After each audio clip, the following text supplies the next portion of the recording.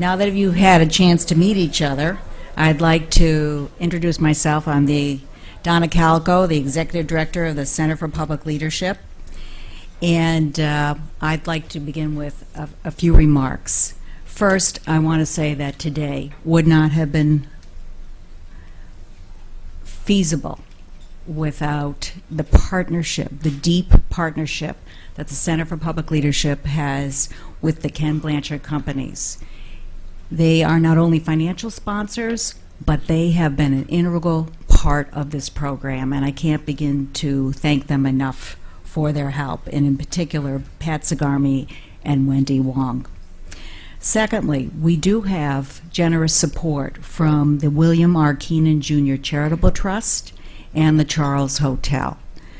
This day has really evolved into not only the objectives that David has set out for us, which are very ambitious, but it is a culmination of the work that is demonstrated by our center and how important it is to be in the leadership development business, to be in the study of leadership, to be in the creation, the developing of young leaders to go out and change the world. So I want to just end on one note in terms of the overview for the day. I want to remind you that at the end of the day, we have a wonderful cocktail reception that you're all invited to, and that upon conclusion of the day, we'll need about a half an hour that we're going to give you a chance to sort of check your Blackberries and do your kind of thing, and then join us back here for a 2-hour reception. We're going to have so much happening on that, and I can't wait to see you all there, meeting with the students and meeting each other. Now I want to tell you a little bit about the audience in this room. Every voice counts today. We have mature and rising leaders from all generations, from all parts of the country, including a few from overseas, from all ethnic, political, and religious persuasions, and from all sectors, public, nonprofit, and private. Now, before I teach you how to use your table responders, I'd like to review some procedural issues. Because our time is constrained, our introductions of speakers will be brief. The comprehensive biographies of our esteemed conversation participants are included in your packet. If you haven't already noticed, there are cameras in the room to record the proceedings of the day.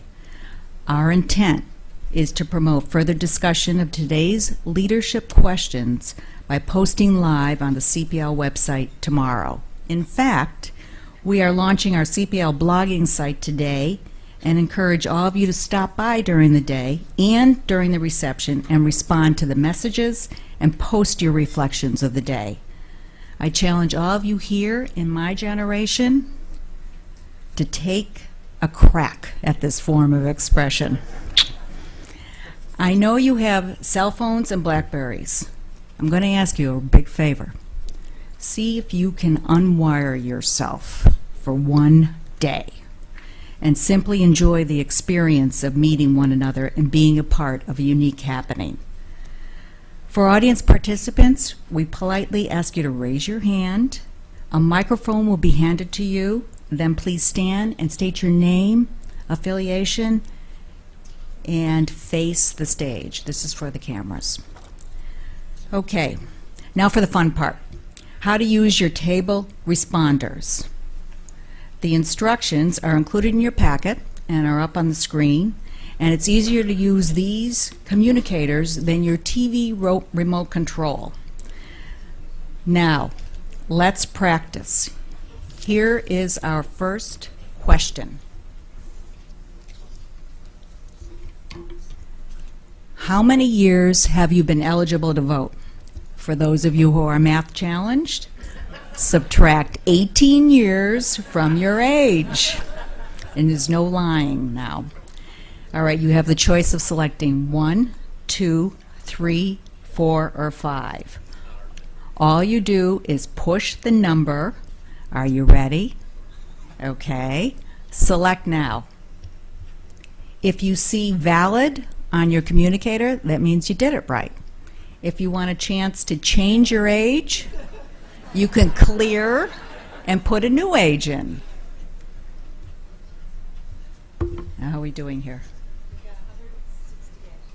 Got 168. That sounds probably about right. There are those who probably don't want to confess. That's my guess. Okay. So you can, good grief. I just heard over here, good grief. So you can see we really are balanced today in terms of ages, which quite frankly I wasn't sure how that was going to turn out. And I think that speaks to our aggressiveness in terms of diversifying this room, and I think it's terrific to see that we are what we claim to be, sort of a snapshot of America.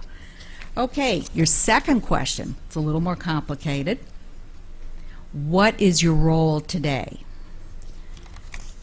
Now we have 9 options before you: student, university, consultant, corporate, small business, nonprofit or charitable, public sector, government, media, and other.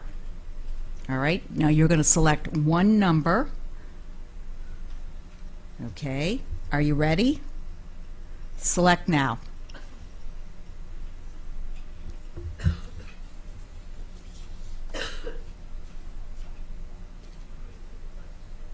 Okay. Well, as you can see, we've kept our word in terms of the student population.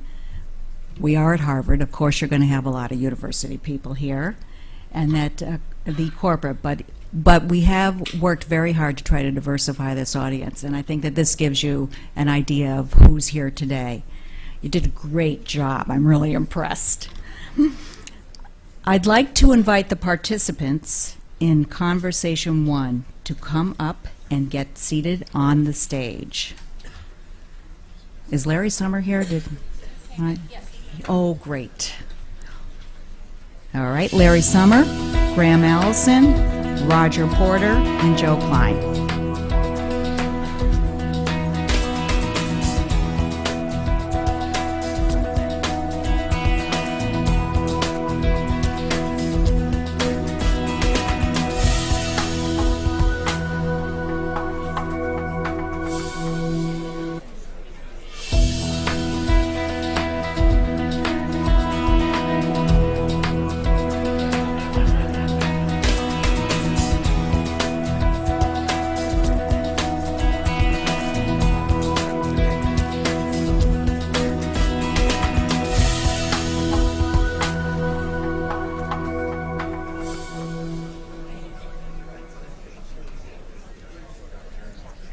Once again, I welcome David Gergen.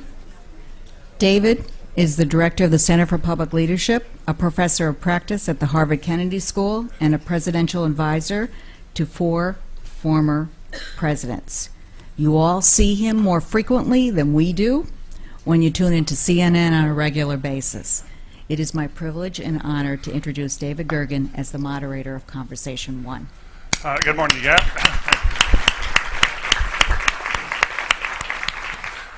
And thank you. And we're going to get going right away. We have a wonderful panel. And the idea again this morning is for this panel to really talk to us substantively about the challenges that face the next administration, the next president.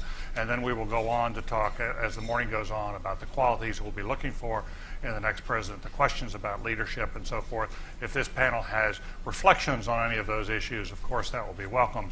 But we're here primarily to set the stage so we all know how serious the agenda will be for the next president. And what I'm going to ask them to speak in this order, Larry Summers, then Graham Allison, Roger Porter, and then Joe Klein. And I will introduce each one of them. Now, I've asked them to speak maybe 5 or 6 minutes. I may engage them in a couple of questions. Then we're going to have a few minutes of conversation among ourselves and open this up to the floor and try to close this all off by 10:15 or so. So that's the theory, and it's I think given this panel, I've been very much looking forward to this conversation. Larry Summers, I think all of you know, is a legendary figure not only on this campus but all over the world. He is now the Charles Eliot University professor at Harvard. He was the 27th president of this university, a tenure that many of us look back upon with great fondness because of his vision and strength that he brought to that office, and a vision that continues to guide this university today. Since leaving, and he has a long and glittering record as an economist. I think most of you know that. The youngest professor appointed as economist, but he got this award that gets given every 2 years, the best economist in the world under 40. I don't know, I think he was 4 when he got it. I'm not sure what age it was. But in any event, Larry has, since leaving the presidency and teaching here, and being affiliated both with the Kennedy School and the Business School, he has actually started a column with the Financial Times that has become a must-read in trying to understand what is happening to our global economy, what is this deterioration we've seen here, the credit crisis, the mortgage crisis, what do we think about it, where does it go? The New York Times wrote not long ago that in Asia, he was the single most influential voice coming from America. He was the voice that people in Asia most looked to understand the world around him. So Larry, thank you for being here, and tell us about what you do see then ahead for the next administration. Where are we and where is this heading? David, the privilege is mine. Thank you and thank everyone else who's been involved in convening this important forum. I am old enough now that this is the 11th presidential election that I have followed closely. Every one of them was coupled with substantial statements from all kinds of worthy people to the effect that this was the most important presidential election in the last 2 generations, that America stood at a unique cusp, and there had never been a more important presidential election. That proposition has become a cliche. Sometimes cliches are right, and I think there is a very good chance that that statement is right with respect to the economic issues at the present time. I've been involved in, at least to a modest degree, in planning for a new presidential term 4 times. The Dukakis presidency that did not happen, 2 Clinton presidencies, and the Gore presidency that did not happen. I believe there is a strong case to be made that there are 5 issues that will be immediately on the plate of the new president, each one of which is as consequential or more consequential than whatever was the top issue on the plate of most previous presidents. And since time is short, I just want to identify the 5 issues. First, the cyclical and financial situation of the American economy. This, from a financial perspective, there are some who are starting to argue that we're past the 7th inning stretch. But from the perspective of the real economy, the strains associated with the current recession have just begun. There will be substantial policy for the new president to undertake, and the new president will face the challenge of thinking about the interconnection between the financial system and the rest of the real economy. We have a financial system that has brought us the 1982 Latin American debt crisis, the 1987 stock market crisis, the 1990 S&L crisis, the 1994 Mexican financial crisis, the 1997 Asian financial crisis, the 1998 LTCM crisis, the 2000 and 2001 NASDAQ bubble collapse, and Enron, and now this. It's probably time to think about its structure and its regulation, and that task will fall to the next administration. Second, inequality. Inequality has been a concern. Bill Clinton ran for president talking about inequality. The statistics in recent years have exploded, and the trend towards increased inequality has accelerated.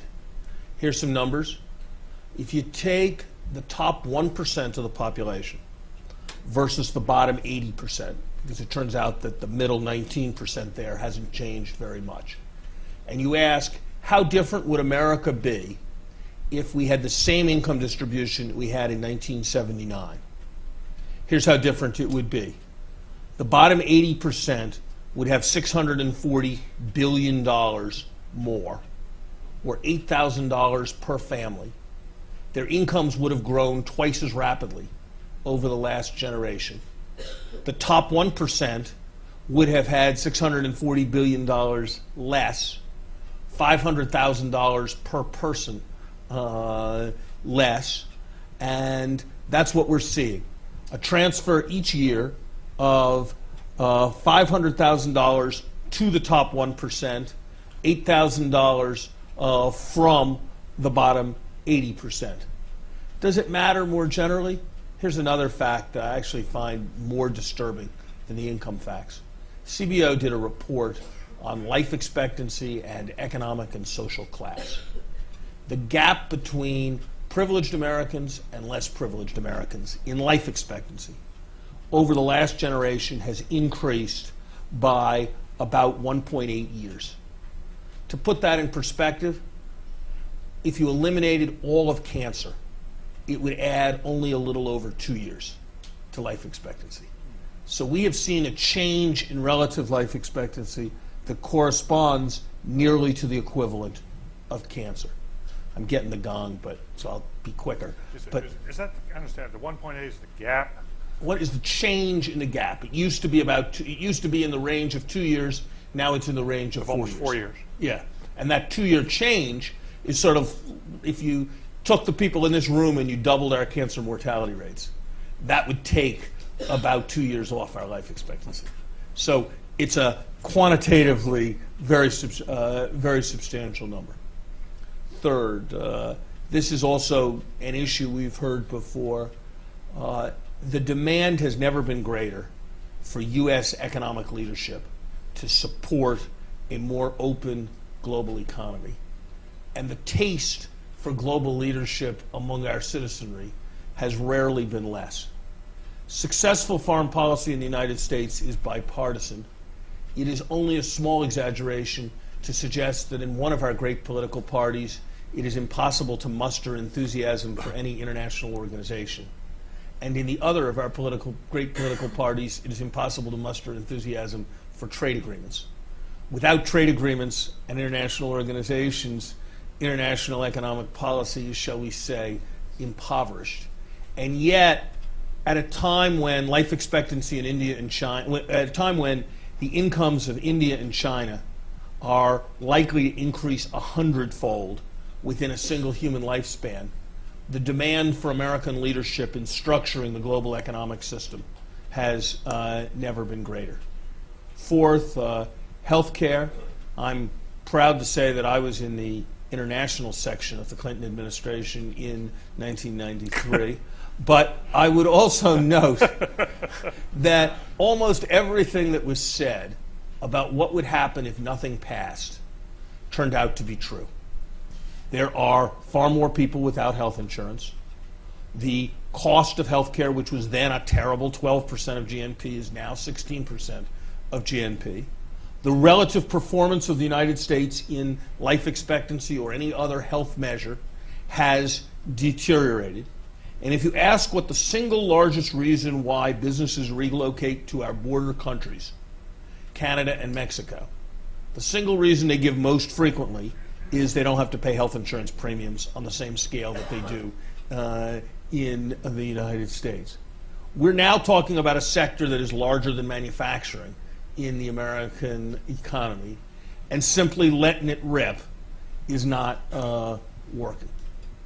Finally, there are the very difficult set of issues around energy and around, and the healthcare thing, by the way, is also the key to the entitlements, long-run fiscal health question.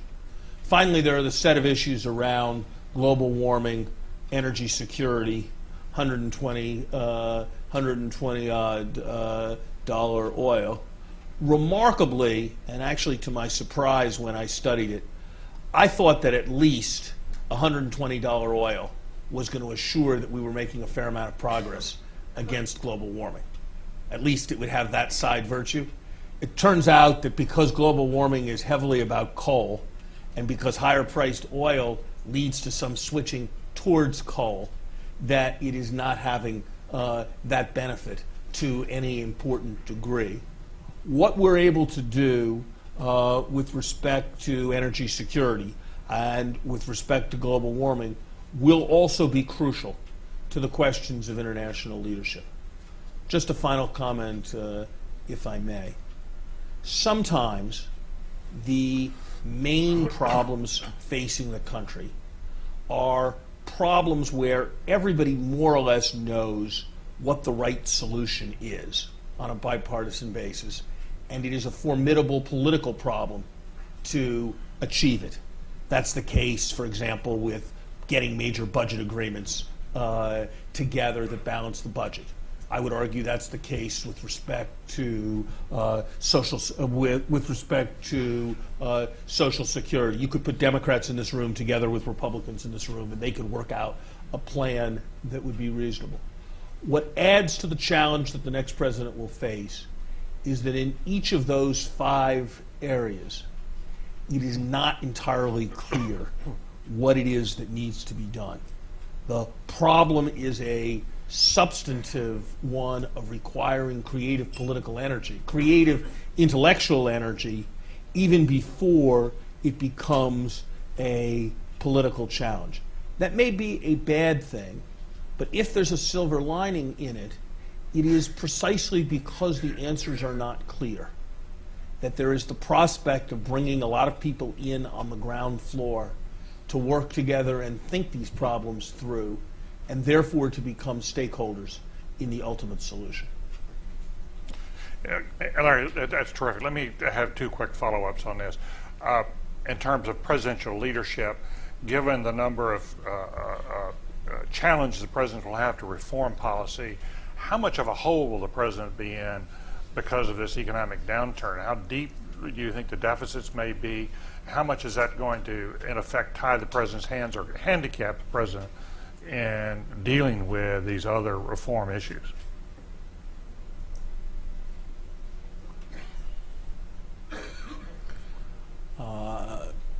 First the economics, then the politics. I think that when people look back on this episode a decade from now, there are 3 possibilities.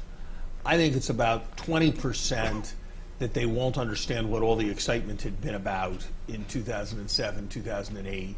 It was a really dramatic event on Wall Street and for a bunch of mortgage traders, but in the fullness of it all, it just wasn't. It just worked itself past. It didn't even turn into a recession, or it turned into the mildest of recessions.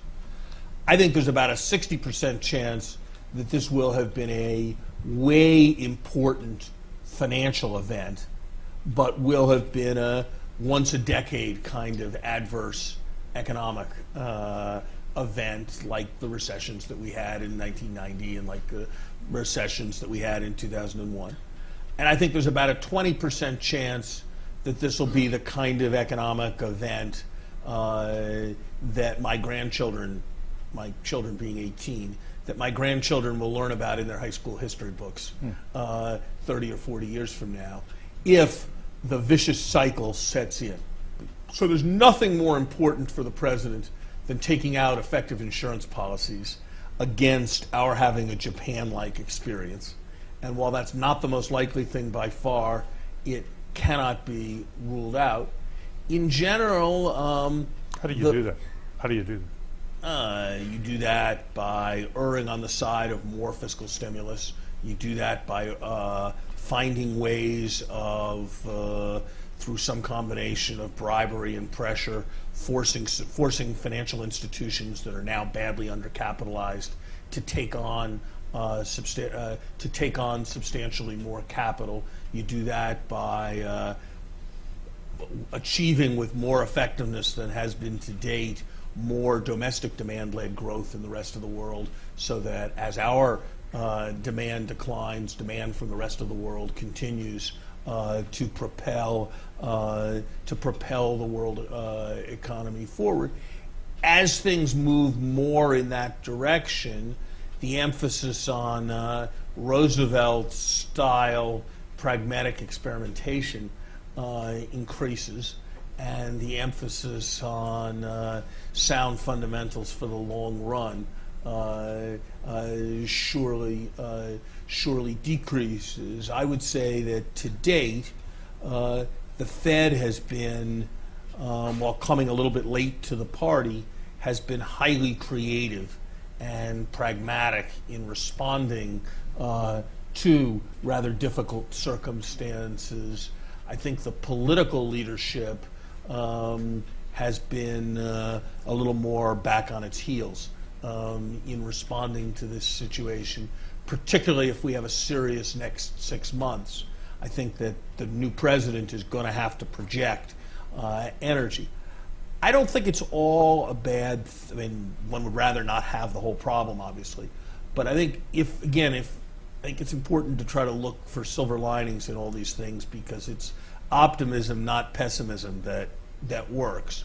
And the optimism is that people's feelings and state of mind are much more about rates of change than they are about levels. And even if things aren't terrific in the spring of 2009, if they are improving at a reasonable rate, that can be an important source of energy for the new president in carrying out a variety of reforms. Good. Terrific. Let's turn to Graham Allison. Graham is the Douglas Dillon Professor of Government and Director of the Belfer Center here at the Kennedy School. Graham has been thinking about issues of foreign policy and decision-making for more than 30 years.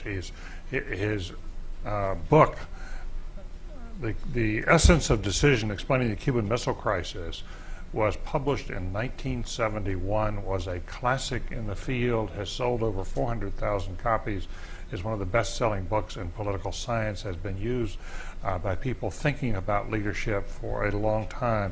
But Graham went on from there. This was he was another Wunderkind, as was Larry. He has served in several administrations on national security issues.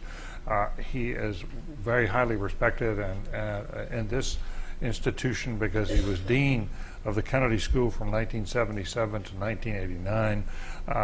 When this was a fairly small program, it grew 20-fold under his leadership to become a major professional school.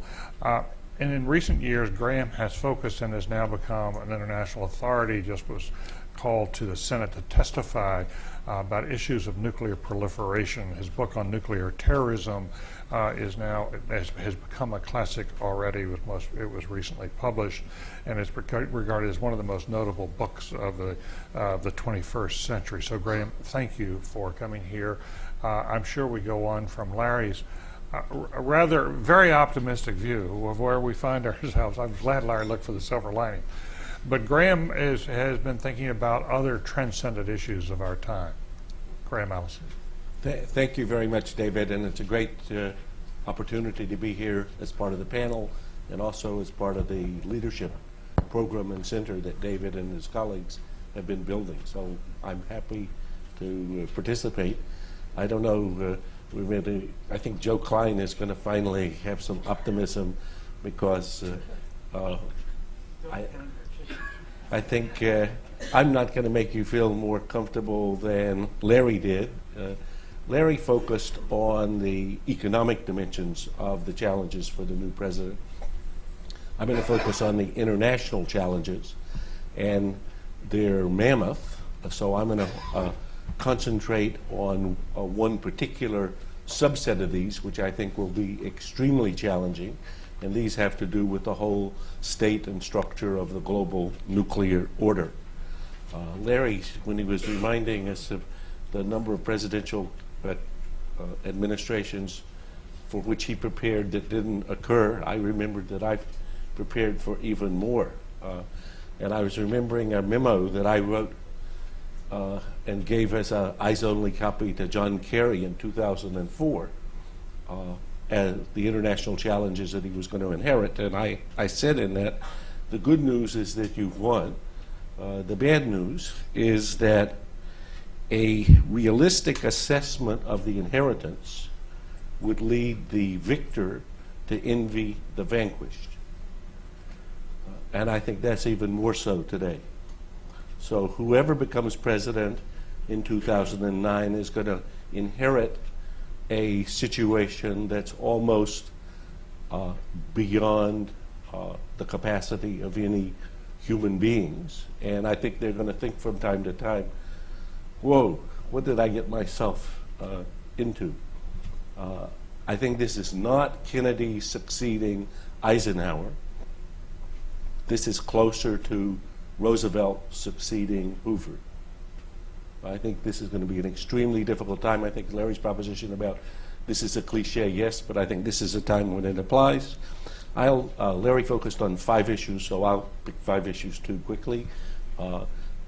Immediate challenges specifically are Iraq, Iran, North Korea, and Pakistan. And the generic issue that I'm focusing on here is the global nuclear order. And the proposition would be present at the unraveling. If you want a great book to read to kind of get some perspective on challenges, I would recommend Dean Acheson's wonderful memoir called Present at the Creation. Acheson was the Deputy Secretary to George Marshall in the Truman administration and then Secretary of State in the period in which, after World War II, the U.S. faced a situation actually internationally as challenging as the situation today, but from a very different inheritance. And in that period, with imagination that we now call and we now celebrate as the work of the wise men, created basically the whole order that produced the longest period of peace, that is, no additional world wars, and prosperity ever seen historically. So this created NATO, the U.S.-Japan alliance, the IMF, the GATT, the World Bank. So all of the structure that all of us grew up in and lived through, and the strategy that ultimately won the Cold War was part of this creation. My proposition 1 would be present at the unraveling of a significant piece of this global order, namely the global nuclear order. Now that's a long subject, but in brief, Kennedy, when he was president, forecast that on the current trajectory, by the end of the 70s, you would have 25 nuclear weapon states. He put forth that forecast in order to motivate behaviors that would prevent business as usual. They actually did. We had ended up with a non-proliferation treaty. According to this, 183 countries have forsworn nuclear weapons. There's a whole structure. That structure is basically unraveling. And so in the excellent report of the UN high-level panel for Kofi Annan, they say the non-proliferation regime is eroding to the point of irreversibility, beyond which there'll be a cascade of proliferation. I'd say that's the chapeau. Iraq, quickly. Iraq, we can't win, and we can't afford to lose. And that's what the new president is going to find. I've got a case that we did for my class this spring, which I'll give you copies of, and then if people are interested. So you're the new president, you're a Democrat, it's December, you turn to your trusted advisor and you say, I've got to think about Iraq and our national interest. I need 3 strategic options. Option 1 is what I said in the campaign. We're going to start withdrawing a combat brigade or 2 a month, and over 16 months we're out. And tell me the pros and cons of that, and then give me 2 more options that might better address American interests. I'd say that's the problem the person's going to have, whoever it is. Point 2, Iran. Wherever Iran stands, it's 7 years closer to its nuclear goal line than it was when President Bush became president. In 2006, there were 0 centrifuges operating in Iran. Today, there are 3,300. In 2006, Iran had enriched no uranium, and we said they would never be allowed to master the technology of enriching uranium. They've enriched 75 kilos of low-enriched uranium. So Iran is seriously on the road to a nuclear bomb. That problem will come to the new president, and he or she will find a situation in their first term likely in which they'll have to choose between acquiescing in Iran getting a nuclear bomb and attacking to prevent it. 3, North Korea. Score, 8-0. Kim Jong-il, 8. Bush, 0. When Bush became president, North Korea had 2 bombs worth of plutonium. Today it has 10 bombs worth of plutonium and has conducted a nuclear weapons test. If you have 2 bombs worth of plutonium, the likelihood of you selling 1 is pretty slim, and in any case, it's not been demonstrated. If you have 10 bombs worth of plutonium, the difference between 10 and 9 is inconsequential, if the difference would be $500 million to you. Finally, Pakistan. Supreme irony. President Bush entered office with a madman and a beard in a medieval country called Afghanistan, conducting training camps for mega-terrorist attacks on the U.S. behind a sanctuary of sovereignty in Afghanistan. And he's going to leave to his successor this same madman with his same deputy and a reconstituted set of lieutenants with training camps preparing mega-terrorist attacks on the U.S., but they've moved next door into a nuclear weapon state, Pakistan, which is unstable. So I think the victor will from time to time think about what he inherited. Sobering. I want to ask you about Iran, because that seems to be the looming issue on so many people's minds. I take it that whoever the next president, whether it's a Democrat or Republican, will launch a diplomatic offensive to try to head off Iran from getting nuclearized weapons. How likely is that to succeed? How much do we need Russia to succeed in that regard? Extremely good question, and I think another kind of generic, and I think Larry mentioned it but didn't discuss, is the unrealism of Americans and American politics and American elite demands on what's acceptable. So you get repeated things that pass as policy, not only from the Bush administration, but I would say here both candidates, or all 3 candidates, in which policy consists of describing desirable behaviors by other governments that we give them lectures about and hope that they should do even when they're not in their interests. So with respect to Russia and Iran, there's no solution to stopping Iran short of a nuclear bomb without deep Russian cooperation. And therefore we induce deep Russian cooperation by what?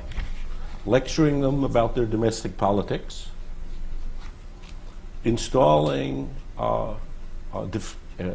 missile defenses in Czech and Poland, what they regard their neighborhood, actually designed, we say, to protect against an Iranian nuclear bomb, which of course if they were cooperating in preventing an Iranian nuclear bomb wouldn't be a threat, which leads them to suspect that we might have other aspirations. We then talk about, and if it were not for the good sense of Mrs. Merkel, the Chancellor of Germany, we would end up having Ukraine and Georgia on a fast track to NATO membership.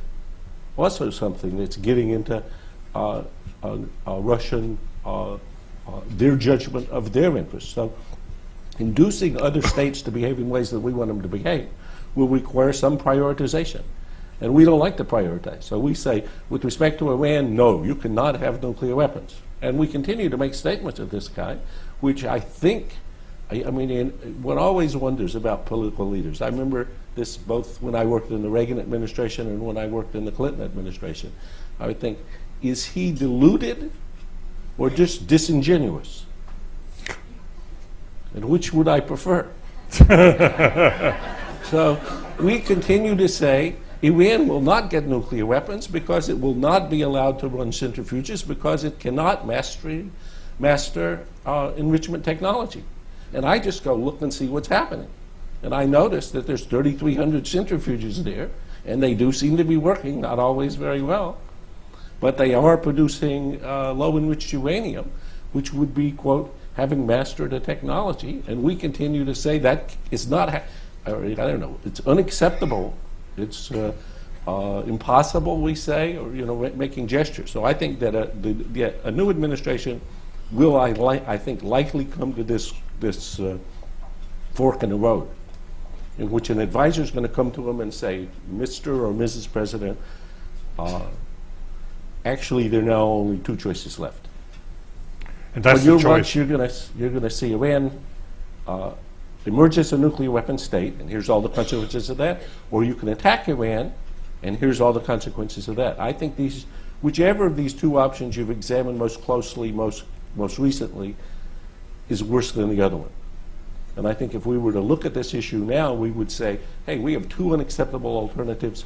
We should be extremely inventive, including being willing to compromise in other dimensions, what you said with your question, to try to prevent this from happening. Unfortunately, we continue fussing with ourselves about what kind of strategy we're prepared to have, and they just sitting there working, making new facts on the ground every day. So by the time this gets to the table of a new president, let's say they're 6 months into office as they're getting their act together, Iran's not going to have 3,300 centrifuges operating, it's going to have 6,000. And it's not going to have 75 kilos of low-enriched uranium, it's going to have a couple of hundred, maybe more. Larry? Interesting aspect of human behavior and the way people react to things that helps to explain why this is hard. One of my jobs as president of Harvard was to try to mobilize resources and start new things done in new ways at the university. And I found something very interesting. If I actually had the resources, and the resources were there, and it was clear that I had them, and I went to people and I said, look, we got this new money to do things in a new way, people were enormously responsive to doing them in a new way. But if what I said was, you know, we have a chance of getting some significant new resources, but it requires you to agree and us to say we're going to do things in new ways, then people thought, nah, too hard, too risky, too something. I might end up compromising my principle and not getting my objective. And the difficulty we have as a country in achieving what you want to achieve with respect to Iran is, I think if you said we have to make this concession to the Russians, and then the Russians will really be in a strong position with respect to Iran, and Iran won't get nuclear weapons, I think it would be almost effortless to achieve the consensus. The problem is that the problem is never structured that way. It's, we have to make this concession that we will feel, see, and find painful today. And then we might be in a better position to get the Russians to do what they want to do.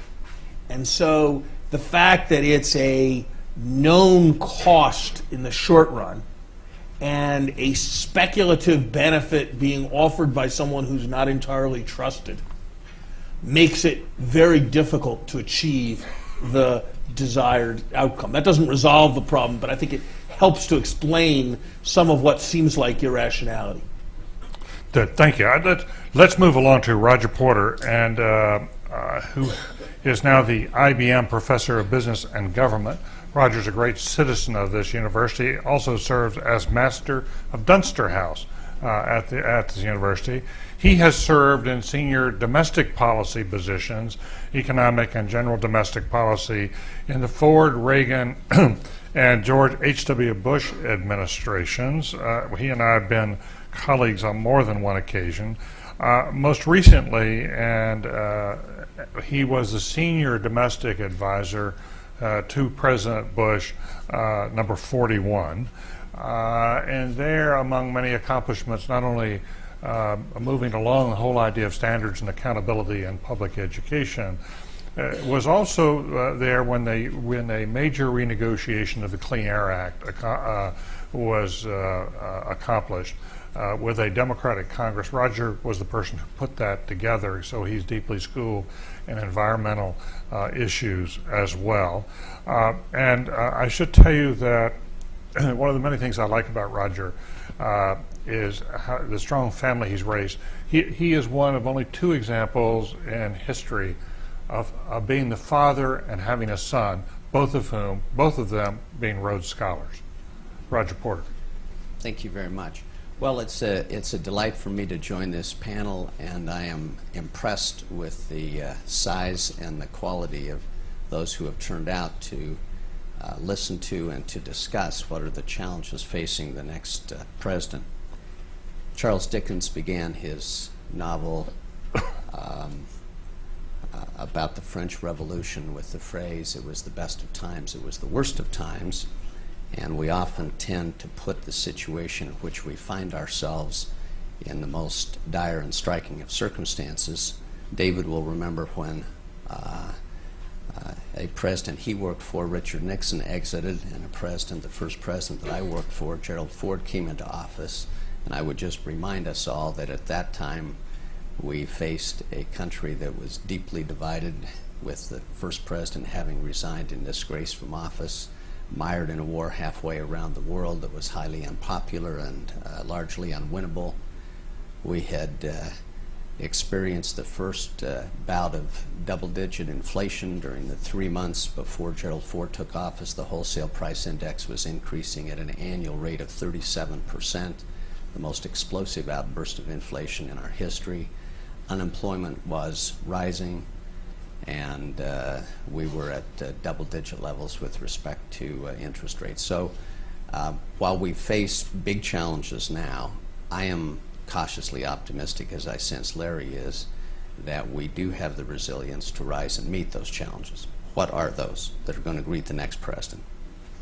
One big challenge he's going to face is that he inherits a budget that is now in excess of $3 trillion. We've got about a $14 trillion economy, and we're now devoting about $3 trillion of it to government spending.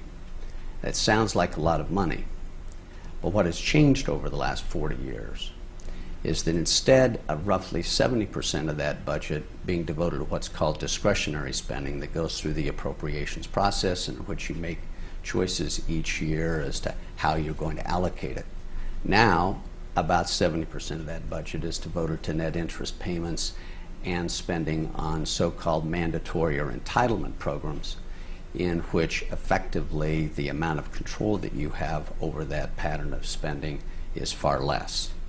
If you think about organizations that are great organizations, they tend to be organizations that are flexible, adaptable, agile, and that can redeploy their resources quickly to the most efficient uses. We have now worked ourselves into a situation with respect to the federal budget where we have far less flexibility than we had several decades ago, and that is going to be a challenge that the next president is going to have to face. The big problem with that is an enormous amount of this entitlement spending is going to that portion of the population which are now part of the 78 million baby boomers who are coming into the eligibility time of their life where they're eligible for these programs. So addressing those, whether it's Social Security, Medicare, or other programs, civil service retirement being another major one, means that he or she is going to face a big challenge with respect to what to do on the entitlement front. Secondly, we have been prepared to tax ourselves at roughly 18.5% of gross domestic product. The average for the last 40 years has been 18.6%. We're currently taxing ourselves at 18.5%. There seems to be something endemic in the American political culture which says we're prepared to give roughly a fifth of the pie to the federal government to spend, but we don't want to give a lot more. Now, that's not a problem if you're only spending 18.5% of GDP by the federal government. But what has happened now is that we have an appetite for spending which exceeds that, and we do not have procedures put in place like were put in place in the early 1990s that effectively cause our political system to live within its means. And as a result, we are now potentially moving into a period of time when we're going to have a slowdown in economic activity, which will reduce revenues coming in, and at the same time we've got a spending machine that is charging away, which could contribute to the challenge that we face as to what are we going to do to fill this gap. And the way that we have been filling this gap in the past has been borrowing from abroad. We've gone from being the world's largest creditor nation to the world's largest debtor nation, and over the long haul that is not a very promising path. Thirdly, one of the great keys that has been assisting the American economy over the last half century since we came out of the Second World War has been the global trading system. And global trade over this 50-year period has been growing about twice as rapidly as the global economy as a whole. It's been one of the great engines pulling us down the path of prosperity. We are now moving into a period in which, as Larry pointed out, U.S. leadership around the world in the global trading system is desperately needed. We have been struggling for the last 7 years to bring to a successful conclusion the Doha round. And now what we face is a trade system in the United States that's starting to come unraveled with the challenge to that feature of our trade laws, fast-track authority, what was typically been known as fast-track authority, being challenged by the Congress now, which wants to effectively remove it.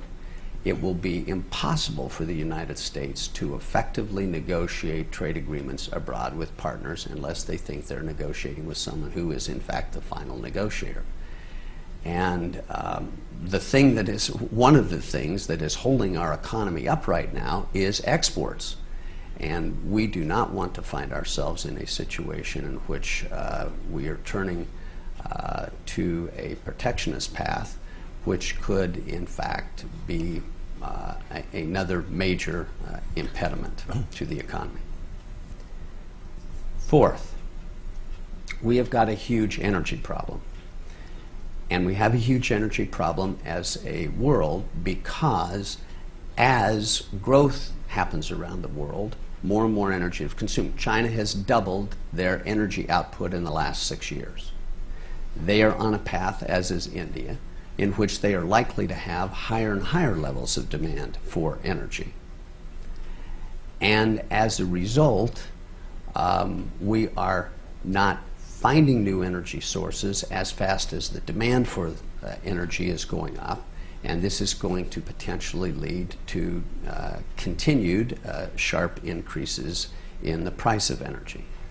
The next president is going to face what do we do about this challenge, not only domestically, but what do we do globally? One final thing, because I know we're running short on time and we need to get to the audience, but let me raise one other issue that it seems to me the next president's going to have to think about. We now have a federal workforce, military and civilian, which is aging, in which we are going to have a fairly large number of the civilian employment in the federal government retiring. The next president is going to need to find ways in which to make working in the government attractive to the best and brightest of the rising generation.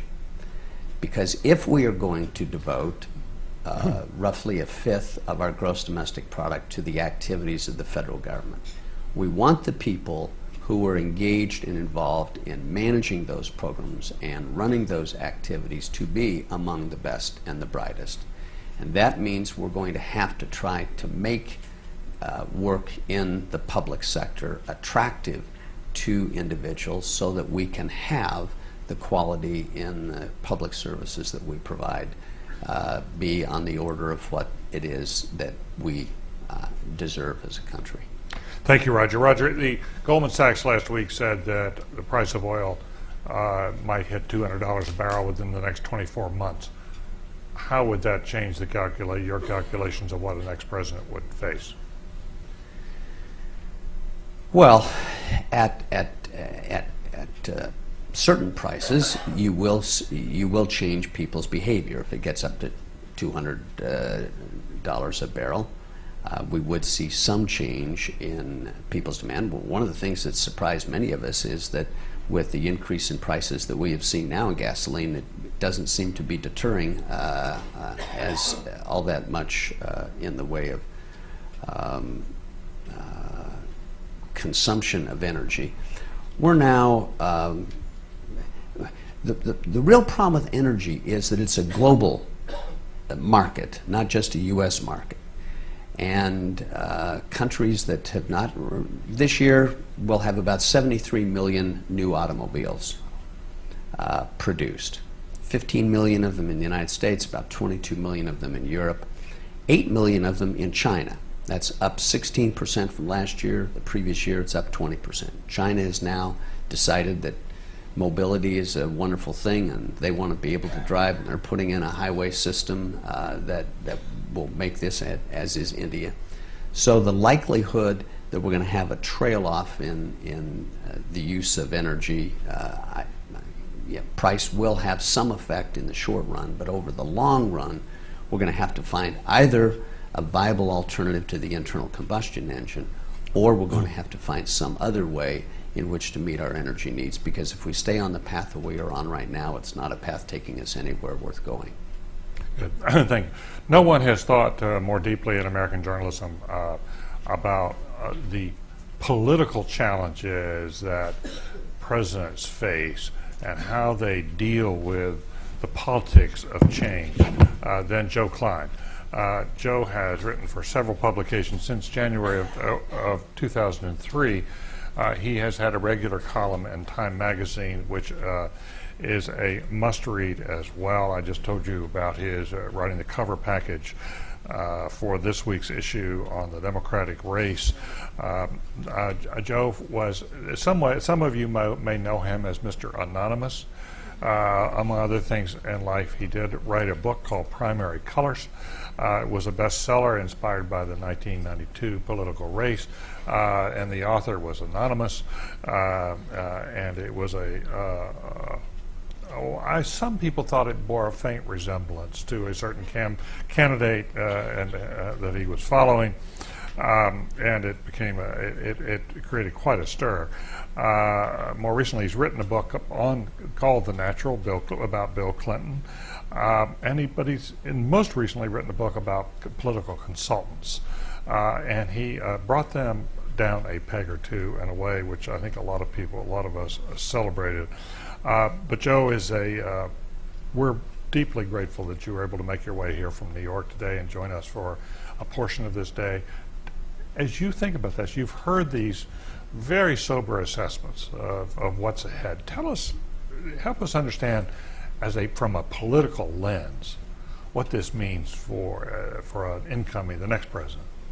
Well, thanks, David. I probably also should thank the people of Indiana and North Carolina for allowing me to be here today. And to continue some themes that have started, this is the 9th presidential campaign that I've covered as a journalist. I often say that there are no 12-step programs for political junkies. And also, picking up on Larry's theme, the first campaign I ever covered was for zoning board in Peabody, Massachusetts. And one of the issues on the table was canine control. And one of the candidates said, we're at a crossroads in the history of canine control in Peabody, Massachusetts. And from that day to this, I haven't covered a campaign where we weren't at the crossroads of something. And I used to push back against that by saying, this is the greatest period of peace and prosperity in the history of the world. We're at the crossroads of nothing. But I changed my position on that on the night of September 11th, 2001, when 9 of my neighbors in the town of Pelham, New York, didn't come home. And I thought, now we have to get serious. I named a character in Primary Colors after I think the political crisis and situation that we're facing now. Orlando Ozio, the governor of New York. Machiavelli said that Ozio was the greatest enemy of a republic. Ozio is Italian for indolence. And what Machiavelli was concerned about was, how do you keep a republic coherent? How do you keep the citizenry rigorous during a period of peace and prosperity? Well, we've pretty much had a period of peace and prosperity since the end of World War II. And during that time, voter participation has declined, and we've kind of lost the habits of citizenship. The question is, how do we regain them? Also during that time, during the 40 years that I've been, more or less, that I've been doing this, we've seen the rise, as David said, of a whole new class of individuals who are extremely influential in the political process, that is, pollsters and political consultants. 32 years ago, a 28-year-old graduate of Harvard University, Patrick Cadell, sent a memo to his president-elect, Jimmy Carter, in which he said, "You're going to have to govern if you want to succeed, as if your presidency is a permanent campaign." From that day to this, every president has more or less governed as if it were a permanent campaign. I would argue very much to our detriment. Why? Because, and actually it reached its either peak or a nadir when the current president put Karl Rove in charge of policy. Now, Karl Rove is one of the smartest political consultants I've ever dealt with. But he looks at the lens of politics from the opposite end of the telescope than a leader should. A political consultant looks at politics this way: how am I going to win the news cycle? Number one. Number two, what's my message of the day? Number three, are we winning the week? And number four, what about the next election? A leader, as we've heard from all the other participants in this panel, has to think long-term, has to think about the problems ahead. And for the last 30 years, in another political cycle, which in this country, we've had leadership, by and large, that bought into Ronald Reagan's line, which was that government isn't part of the solution, government is part of the problem. And I think that going ahead, the next leader, the next president, is going to have to figure out how to strike a balance between his political consultants and the needs of the people and the problems of the future.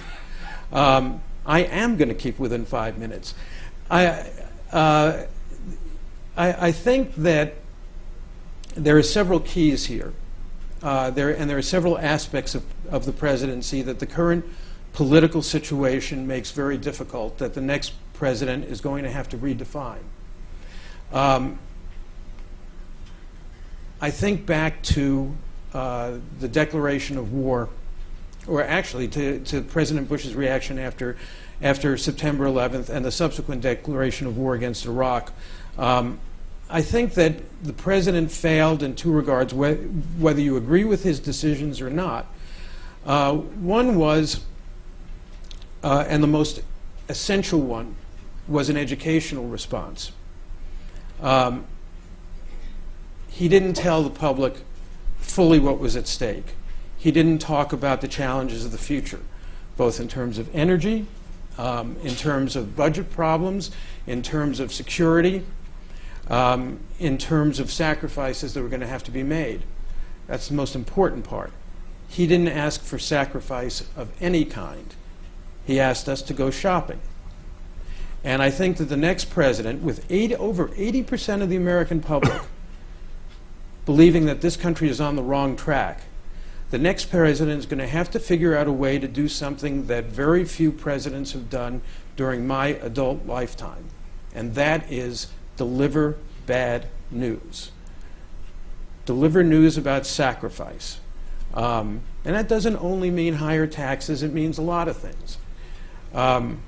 It may mean, it may mean a more mandatory form of national service, which is what David and I have talked about in the past, which may get you, Roger, some of those high-quality young people into government work. It's certainly going to require a level of education. I remember going to a political meeting a couple of years ago, Democratic congressman, and It was a classic kind of union hall sort of thing with ribs and a bunch of union members there. And I remember going around asking people what they thought about the war in Iraq. And one guy says to me, well, you know, Saddam Hussein knocked down the World Trade Center, so we had to go there and get him, but now we've got him, so let's come home. And you just can't have a democracy if you have a citizenry that is as ill-informed as that. You can't have a democracy if you have a media where a whole generation of young people have grown up thinking that serious political discourse is Pat Buchanan and Eleanor Clift yelling at each other on the McLaughlin Group. And so the final point I'd make is that that is the most important job of the next president, to educate the public, to tell us what we need to do. You know, when I was growing up, my parents would tell me stories about Franklin Roosevelt, and one of them that they told me was about at the very beginning of the war. Roosevelt went on the air and with a fireside chat, and he told the American people to go out and buy maps and buy boxes of pins so that as our troops progressed across the Pacific and across Europe, they would know where the public would know where our troops were.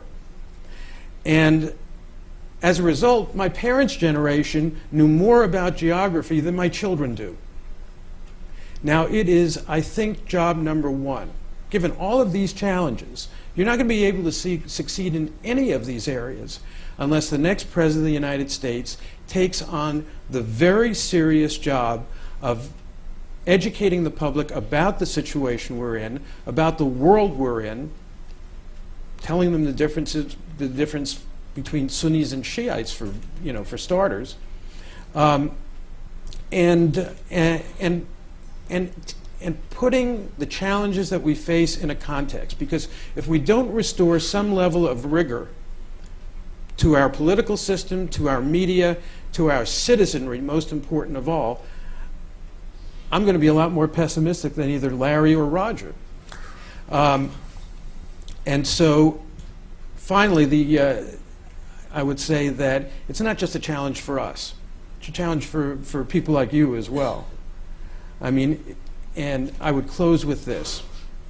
I once went to a presidential cattle show that the Christian Coalition had.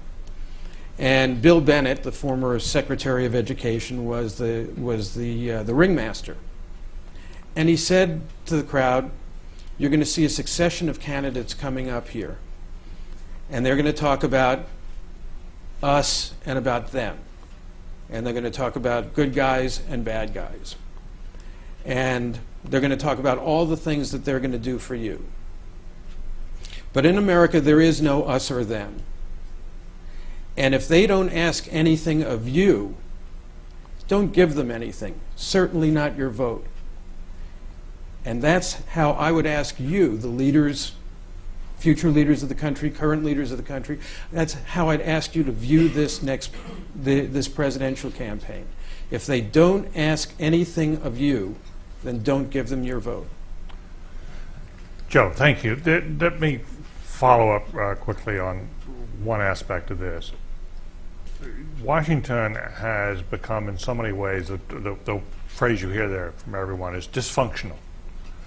It seems impossible to govern and to get things done in ways that we once thought were within our grasp. Do you think it is possible that through this election we could create a new politics? Whether it's a Republican or a Democrat who is elected, a new politics that would transcend, would move beyond, would help us end this deep polarization that we see in Washington, or are we going to be stuck with this for a while? Well, I think that there is some cause for optimism, and in that both the likely nominees, John McCain and Barack Obama, have talked and acted in ways that would lead you to expect that they want to work across lines. McCain very has a history of being a maverick, of being one of the founders of the Gang of 14 that resolved a major impasse about judicial appointments. And Barack Obama, too, I think that just in his essence, who he is, has been a lifelong quest to kind of resolve the differences inherent in his own body. The fact that, his mother was from Kansas, his father was from Kenya. It's been a very difficult process for him, and to me, one of the great ironies of the last month or two is that it turns out that he can't get the votes of the people who raised him, his Kansas grandparents, white, working, middle-class people. He's going to have to figure out a way to transcend that. And I think that he's shown many instances along the way of not succumbing to political pandering, not succumbing to his consultants, just as John McCain has. But still, Washington is a city that is run by special interests, consultants, pollsters, who tell politicians a great deal about what they can't do and what they shouldn't do, but not very much about what they can do and what they should do. All right. Let's open this up for a few minutes. We're going to go just a little later than 10:15, but not too much. But I would invite comment, thought, question from anyone here about this. I could go on and talk to these folks for another hour without any trouble at all. But I do want to make sure if there's someone here who wants to jump in. In fact, I want to actually invite Bill George, if he would. There is Bill George. He and I had a long conversation last night about oil and where the world was. And as you've listened to this, Bill, a man who's on the board of a number of major corporations and himself he's at the Harvard Business School, teaches there, and was a very enlightened leader of Medtronic for a long time. Bill.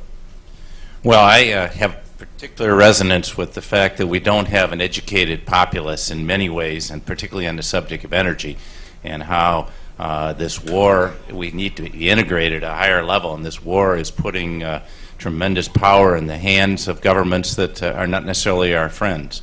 And I think our populace really doesn't understand how oil prices come about. I think it's quite clear that $126 a barrel oil or even $100 a barrel oil has not got through to the pump.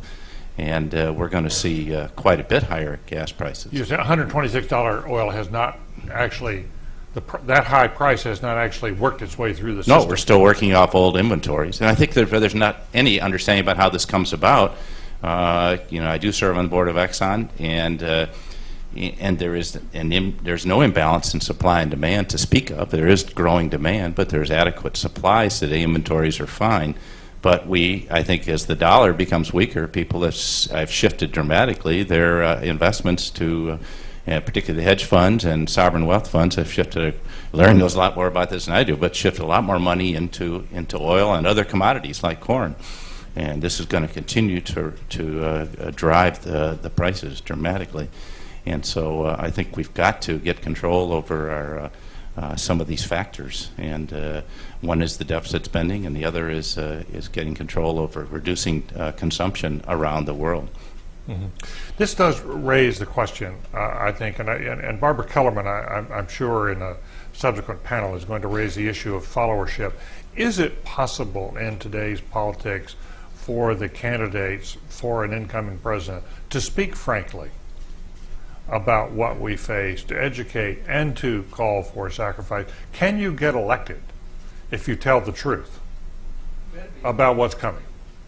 Better be able to, or we're in a lot of trouble. We've just gone through Ohio where there was a tremendous amount of pandering on trade, I think, as Roger would suggest. In Michigan, Mitt Romney promised that he would bring the jobs back, and John McCain said they're not coming back. Mitt Romney won.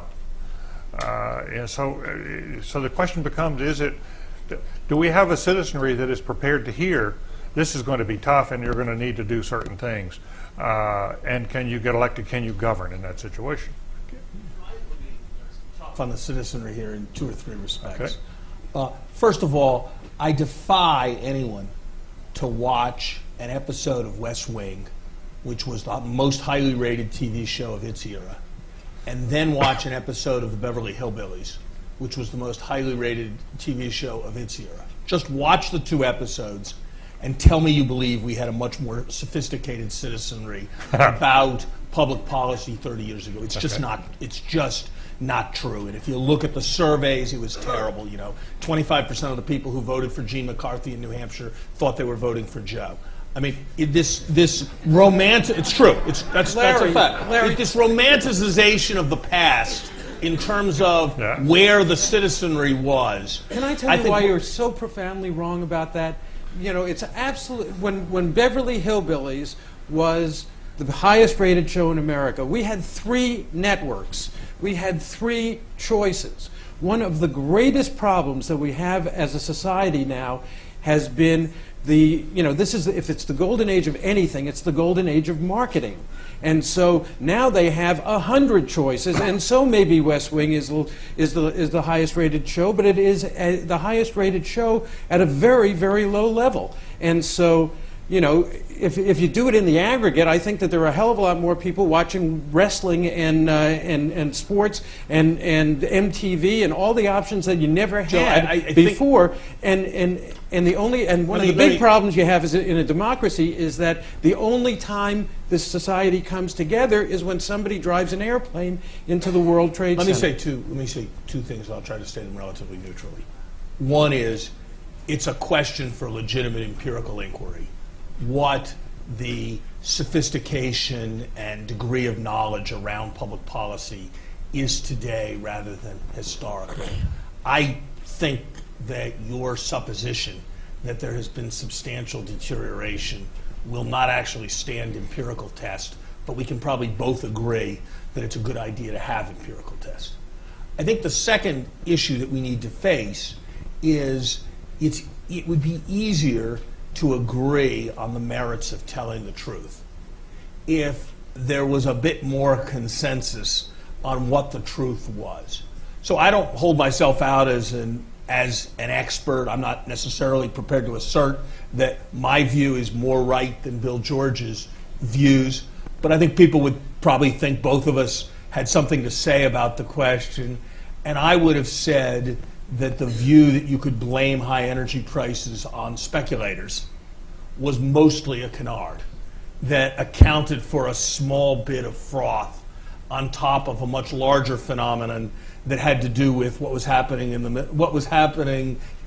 Middle East vis-a-vis what was happening in Asia with rapid growth. I'm not here to tell you that I'm confident that I'm right, but one of the problems with, quote, telling the truth so people will explain it is that among those who one might plausibly go to for the truth on these issues, there is actually a very substantial divergence of views. And I actually think a very important attribute of being successful as president is going to be someone who, confronted with substantially different views, delivered with considerable intellectual sophistication around these problems, is going to be good at making judgments about which ones are right and which ones are not, because in fact there's much less agreement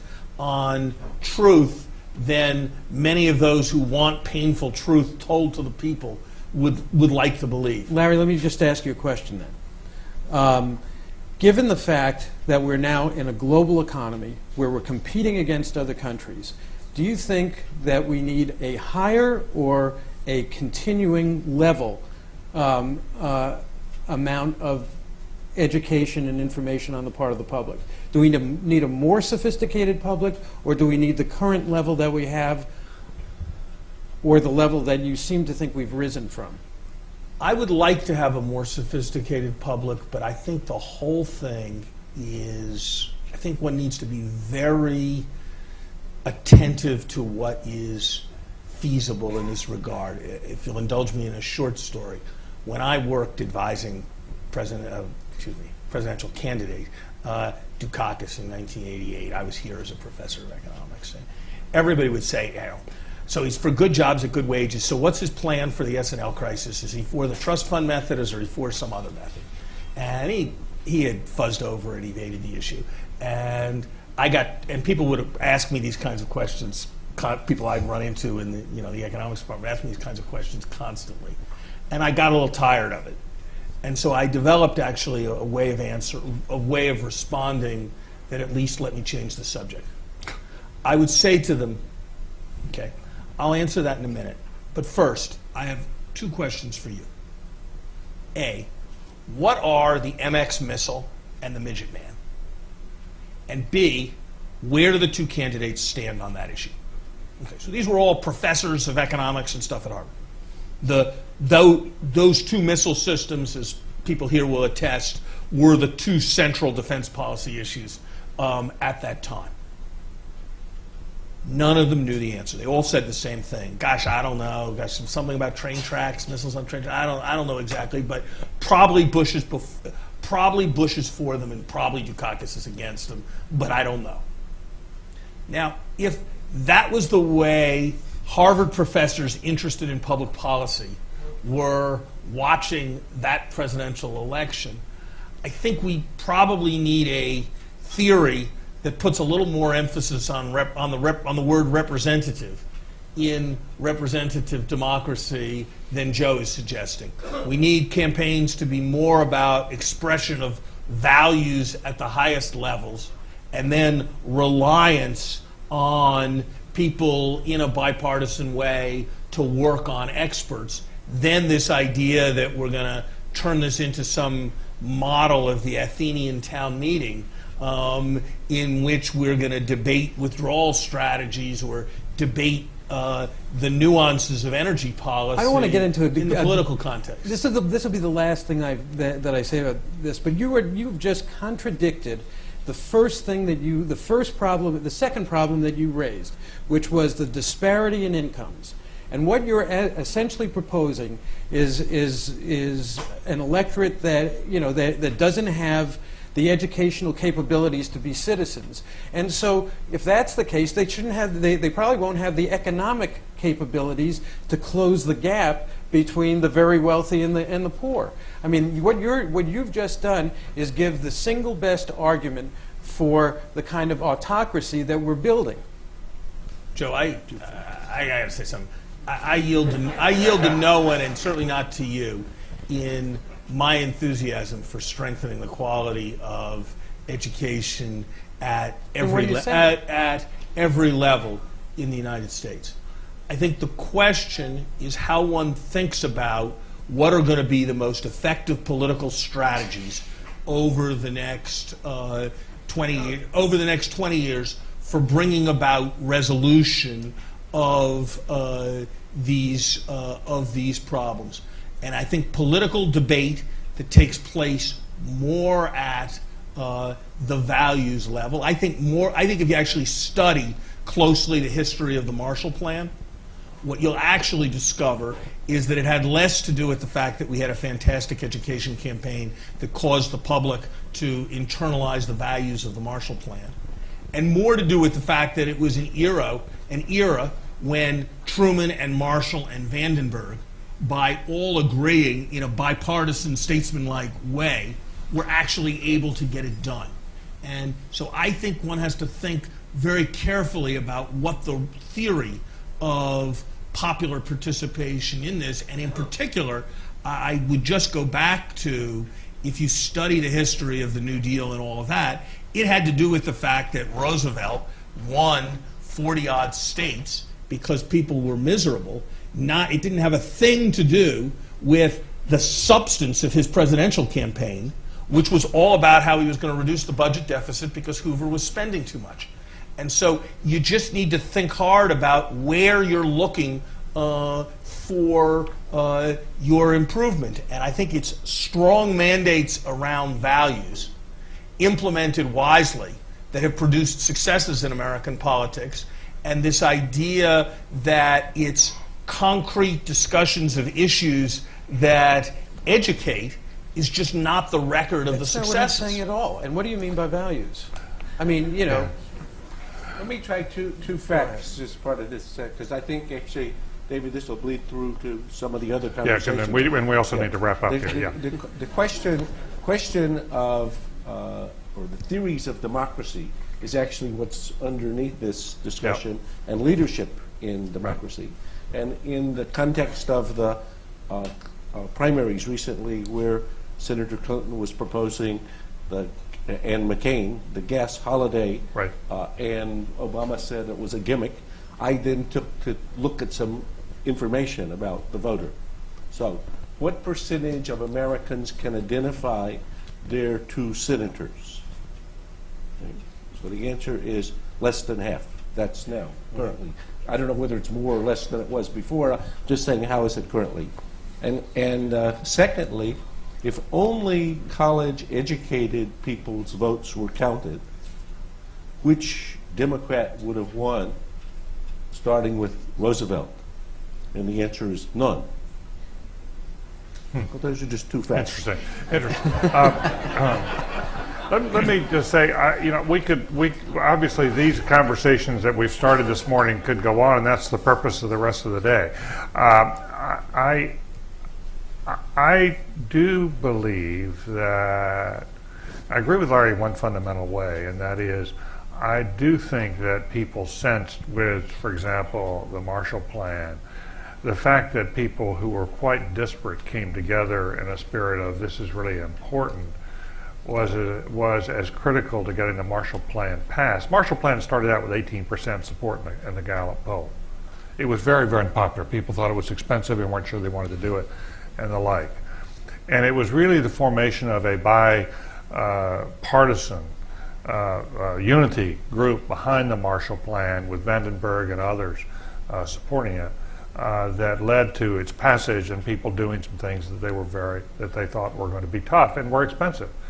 And the question that hangs over this campaign, it seems to me, and this next president, and one that I hope we will further discuss, is how does a president, how does a team, how does an administration create a willingness on the part of the public to embrace some very tough medicine, to things that we're not going to find easy. All of us here who go back to the Clinton years remember how hard it was in the beginning when he had, and Larry, you'll remember this well, in the days as you were working up to become Treasury Secretary, he proposed a nickel a gallon. In fact, he first started looking at a carbon tax.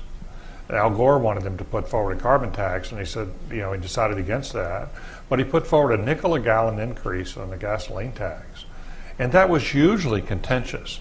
He had to twist a lot of arms among Democrats in the House of Representatives, some of whom went down in the 1994 election over walking the plank on energy prices. And what we're talking about now is something that far exceeds in the way of belt tightening, of giving up things, whether it be on entitlement reform, as Roger Porter has talked about and Larry have talked about, and Social Security or Medicare, but dealing with energy, changing our habits, putting price on carbon, the kind of issues we may need sacrifice to deal with Iran. There are a lot of issues here that are in a highly polarized society are going to require a president to put together coalitions and ask for broad sort of public willingness to do things that have been regarded as very difficult, almost beyond the pale. That's the reason some of these problems haven't been solved for so long. How does a president actually do that? And I think that's going to be the leadership challenge that we're going to face. Roger.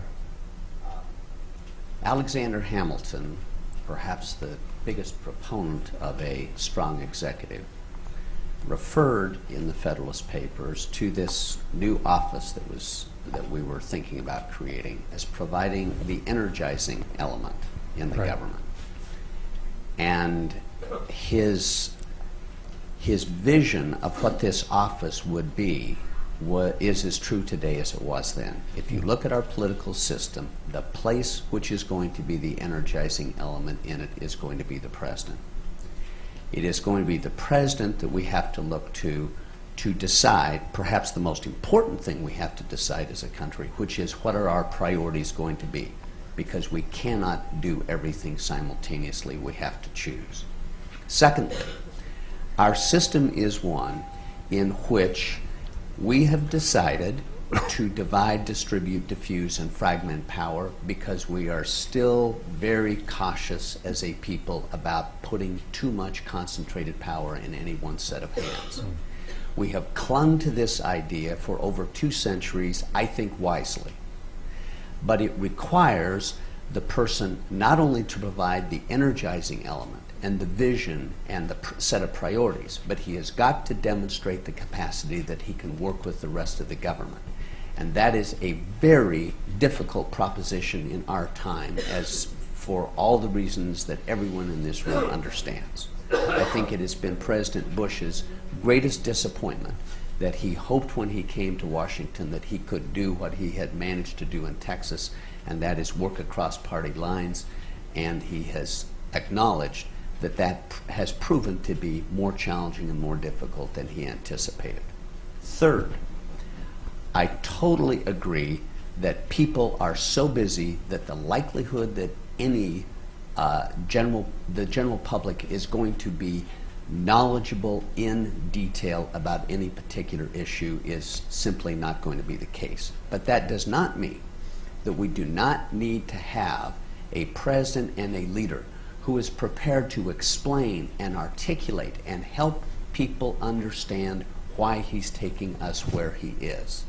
And then people can decide whether or not they're willing to go along with it. And that's going to take a lot of candor and honesty on his part to help us understand what, in fact, are our real choices. And therefore, if we have a president who is willing to be the energizing element, who has the ability and capacity to work across party lines, and who is prepared to do the very tough, arduous job of explaining to people, then it seems to me we've got a pretty good future. I think you know now why Roger Porter teaches one of the most popular classes here for undergraduates. It's on the American presidency. Final point, Joe. Let me just throw in a little bit of Larry wants a little bit of data. Those of you who are in the field of education know about the National Assessment of Educational Progress, and Larry, the literacy scores have been dropping steadily to the point where only a quarter of our graduating seniors are considered proficient in English.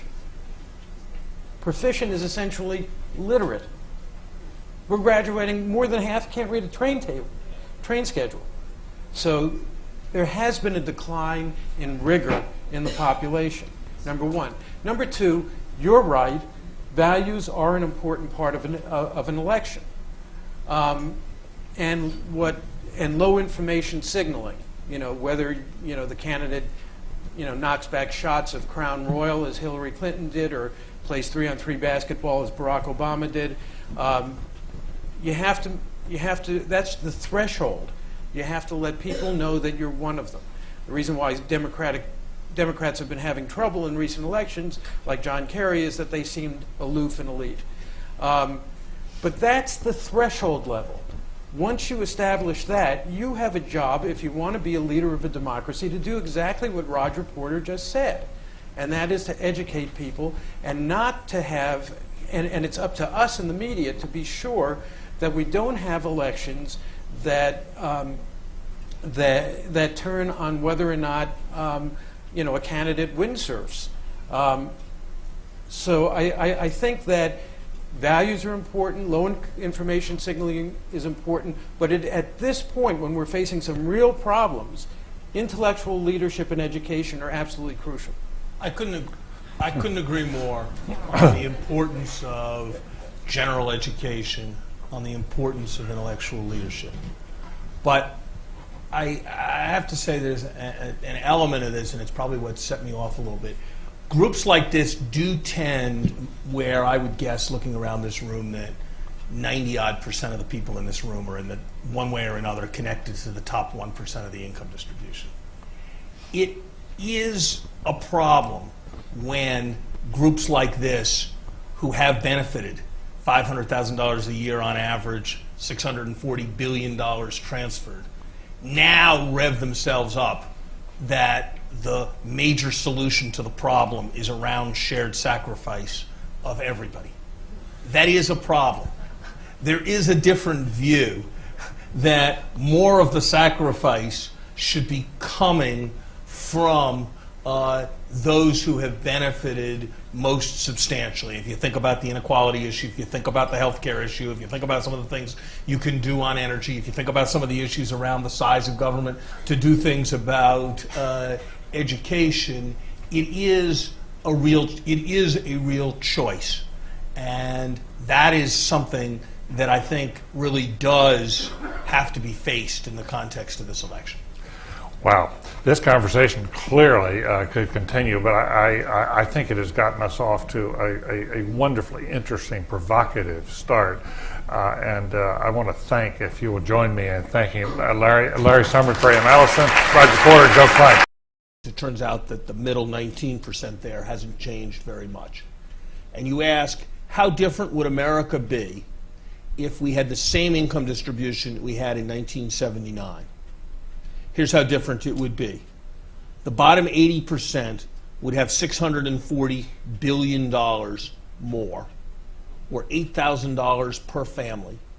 Their incomes would have grown twice as rapidly over the last generation. The top 1% would have had $640 billion less, $500,000 per person less, and that's what we're seeing. A transfer each year of $500,000 to the top 1%, $8,000 from the bottom 80%. Does it matter more generally? Here's another fact that I actually find more disturbing than the income facts. CBO did a report on life expectancy and economic and social class. The gap between privileged Americans and less privileged Americans in life expectancy over the last generation has increased by about 1.8 years.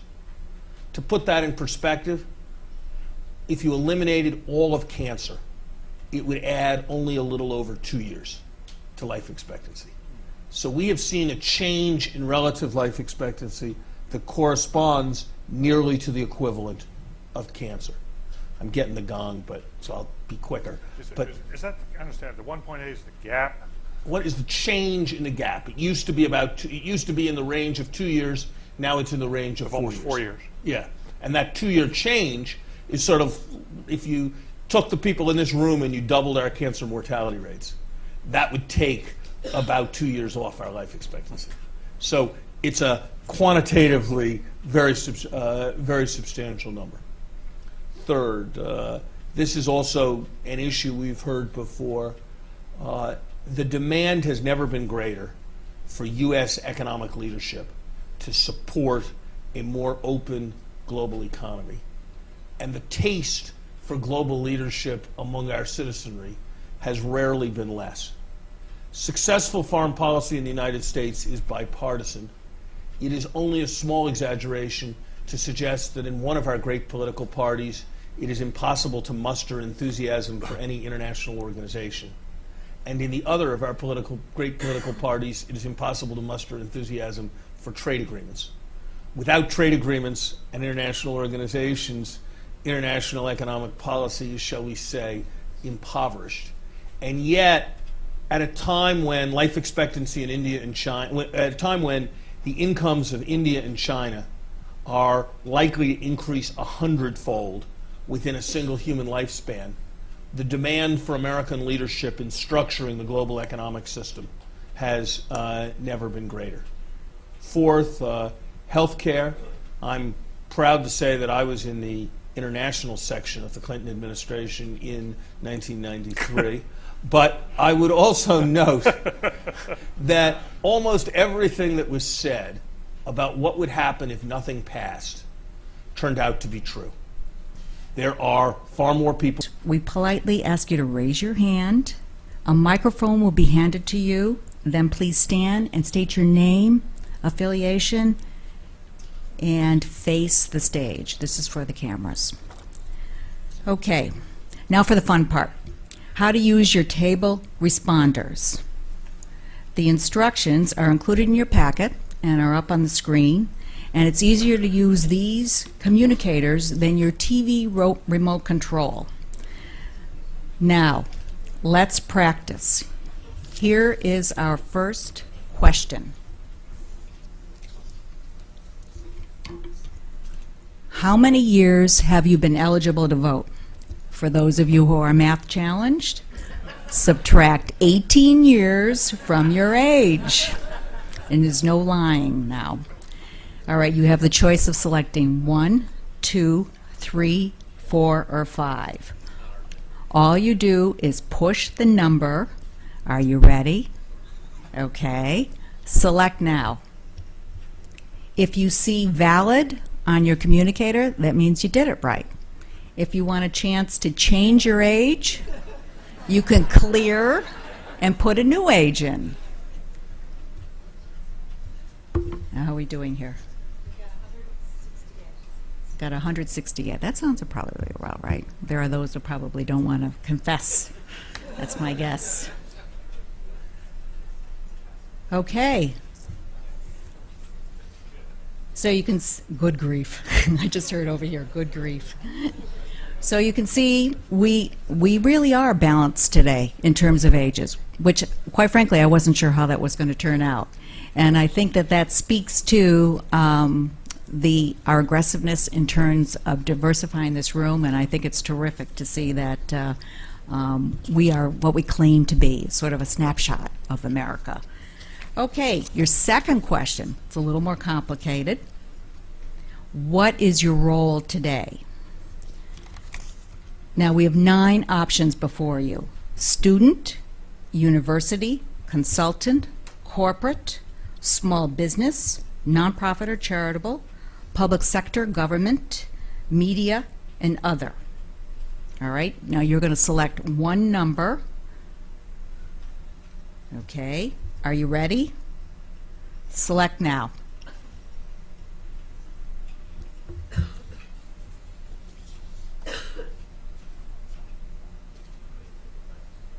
Okay. Well, as you can see, we've kept our word in terms of the student population. We are at Harvard. Of course, you're going to have a lot of university people here, and that the corporate, but we have worked very hard to try to diversify this audience, and I think that this gives you an idea of who's here today. You did a great job. I'm really impressed. I'd like to invite the participants in Conversation 1 to come up and get seated on the stage. Is Larry Summer here? Right? Oh, great. All right, Larry Summer, Graham Allison, Roger Porter, and Joe Klein.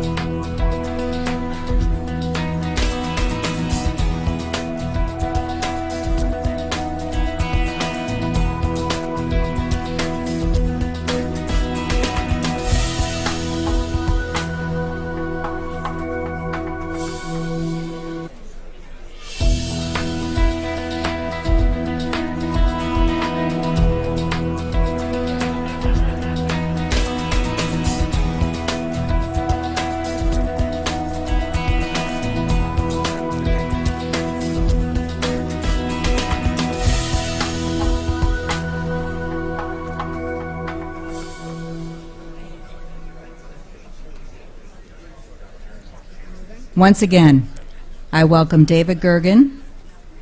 David is the director of the Center for Public Leadership, a professor of practice at the Harvard Kennedy School, and a presidential advisor to 4 former presidents. You all see him more frequently than we do when you tune into CNN on a regular basis. It is my privilege and honor to introduce David Gergen as the moderator of Conversation 1. Good morning again.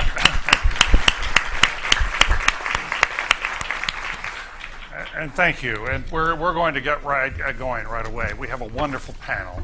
And the idea again this morning is for this panel to really talk to us substantively about the challenges that face the next administration, the next president. And then we will go on to talk, as the morning goes on, about the qualities we'll be looking for in the next president, the questions about leadership and so forth. If this panel has reflections on any of those issues, of course, that will be welcome. But we're here primarily to set the stage so we all know how serious the agenda will be for the next president. And what I'm going to ask them to speak in this order, Larry Summers, then Graham Allison, Roger Porter, and then Joe Klein. And I will introduce each one of them. Now, I've asked them to speak maybe 5 or 6 minutes. I may engage them in a couple of questions. Then we're going to have a few minutes of conversation among ourselves, open this up to the floor, and try to close this all off by 10:15 or so. So that's the theory, and it's, I think, given this panel, I've been very much looking forward to this conversation.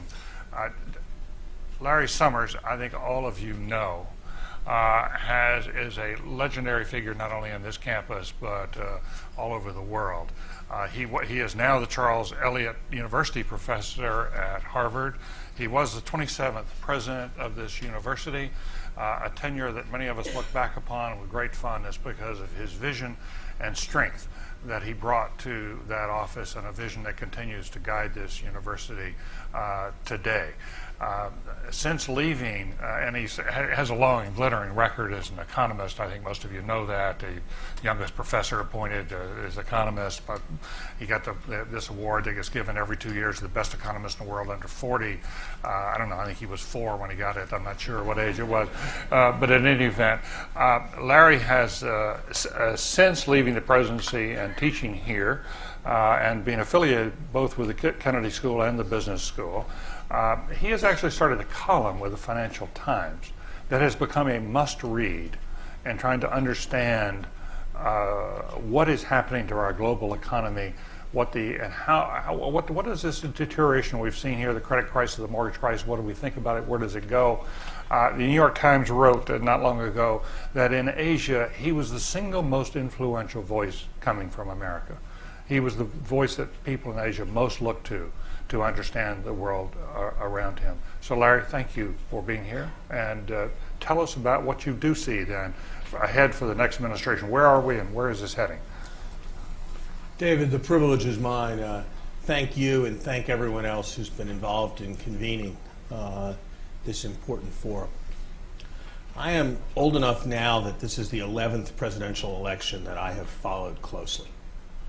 Every one of them was coupled with substantial statements from all kinds of worthy people to the effect that this was the most important presidential election in the last 2 generations, that America stood at a unique cusp, and there had never been a more important presidential election.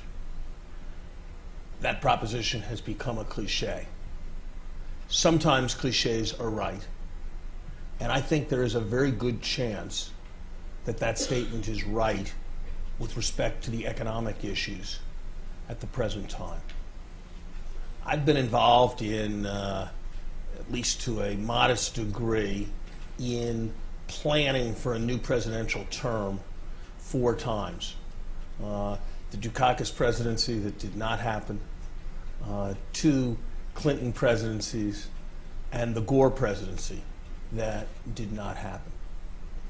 I believe there is a strong case to be made that there are 5 issues that will be immediately on the plate of the new president, each one of which is as consequential or more consequential than whatever was the top issue on the plate of most previous presidents.